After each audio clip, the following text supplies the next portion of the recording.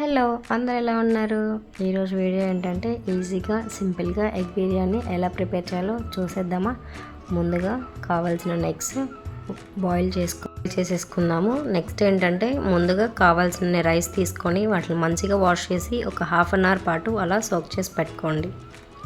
Next దానికి కావాల్సిన paste కోసం ఏమేమి యూజ్ చేయాలంటే నేను ఇక్కడ 2 medium size tomato, 3 onions, 3 to 4 chillies తీసుకోండి. ఇక్కడ ఒక ప్యాన్లో 3 to 4 table spoons of oil వేసుకొని మనం ముందుగా కట్ చేసి పెట్టుకున్న ఆనియన్స్ ఫ్రై చేసుకుందాము.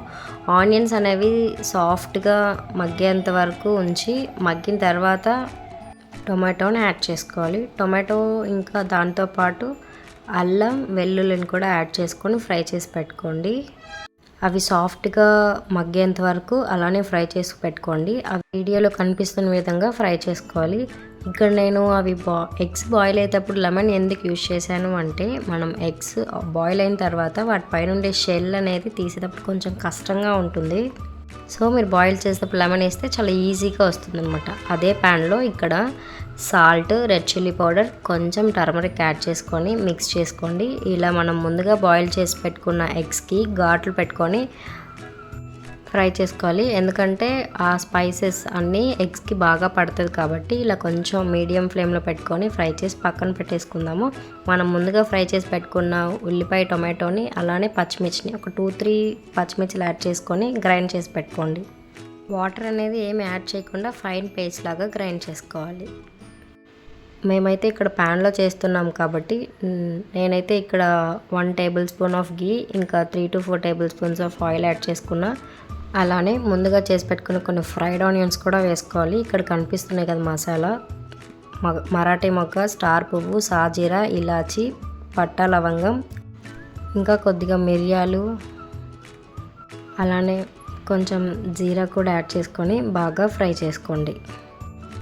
అవన్నీ మంచిగా ఫ్రై అయిన తర్వాత మనం ముందుగా చేసి పెట్టుకున్నాం కదా ఉల్లిపాయ, టొమాటో, పచ్చిమిర్చి పేస్ట్ని కూడా యాడ్ చేసుకొని దాంట్లో నుంచి ఆయిల్ బయటకు వచ్చేంత వరకు ఫ్రై చేసుకోవాలి. అలా ఫ్రై అయిన తర్వాత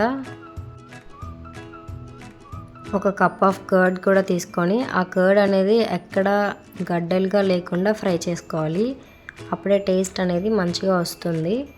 ఆఫ్టర్ దట్ కావాల్సిన మసాలా ఏంటంటే red chilli powder, garam masala, biryani masala, dhania powder, salt, ఇవన్నీ మనం అందులో వేసేసి మంచిగా ఫ్రై చేసుకోండి.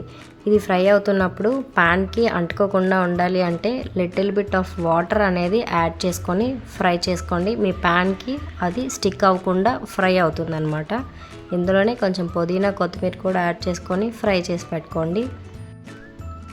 ఇలా ఫ్రై అవుతున్నప్పుడే మనం ముందుగా సోక్ చేసి పెట్టుకున్న రైస్ వేసి మంచిగా మిక్స్ చేసుకోండి. ఇక్కడ ఒక గ్లాస్ ఆఫ్ రైస్కి ఇక్కడ ఒక గ్లాసు, ఇంకొక 3/4 గ్లాస్ వాటర్ అనేది యాడ్ చేసుకోవాలి. ఇక్కడ యాడ్ చేసి మంచిగా మిక్స్ చేసుకొని సాల్ట్ అనేది టేస్ట్ చేయండి ఒకసారి. After that high to medium ఫ్లేమ్లో పెట్టి దాన్ని మంచిగా బాయిల్ అవ్వనివ్వండి. మధ్యలో లిడ్ ఓపెన్ చేసి కుక్ అయిందా లేదా అనేసి చూడండి.